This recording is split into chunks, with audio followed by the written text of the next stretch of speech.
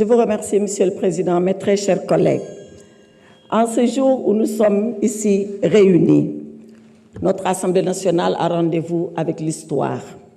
Elle a rendez-vous avec l'histoire parce qu'il nous est demandé de poser un acte grave et solennel en enlevant l'immunité parlementaire d'un collègue député. Serions-nous, mes chers collègues, à la hauteur de la gravité de l'acte qu'il nous a été demandé de poser? Je l'espère. Je prie sincèrement que nous puissions être à la hauteur de la gravité et de la solennité de l'acte qui nous a été demandé de poser. Dans son épître aux Corinthiens, l'apôtre Paul, martyr de la foi, disait ceci à ses fidèles. Si le ministère de la condamnation est glorieux, le ministère de la justice est encore plus glorieux que celui de la condamnation. Oui, il avait tout à fait raison. Le ministère de la condamnation, c'est le ministère de l'examen des faits. Le ministère de la justice, c'est celui de la balance qui pèse et qui suppose les faits. Avons-nous été justes avec notre collègue? Avons-nous pesé et supposé avant de prendre la décision?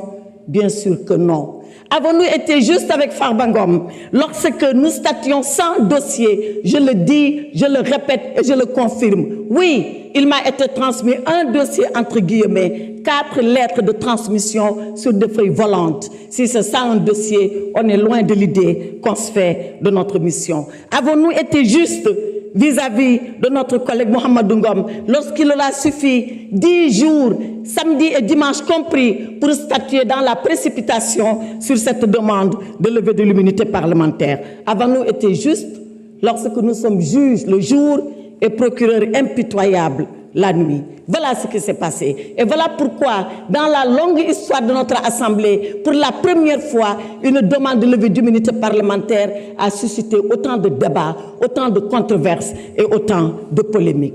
Et pourtant, il nous faut décider. Il nous faut décider parce que nous sommes l'Assemblée nationale. Il nous faut décider parce que nous sommes les représentants que le peuple a envoyés ici à notre place. Il nous faut décider parce que nous devons être une assemblée juste, une assemblée nationale, une assemblée souveraine et une assemblée de rupture, comme on l'a promis aux Sénégalais. Voyez-vous, Monsieur le Président, je m'en vais terminer sans presque plaider, sans presque vous dire ce que nous devons faire pour notre honorable collègue. Savez-vous pourquoi? Parce que notre honorable collègue n'a jamais voulu venir ici pour demander une quelconque protection. Il ne l'a jamais demandé parce que dans le Fouta lointain d'où nous sommes originaires, il nous a appris une chose.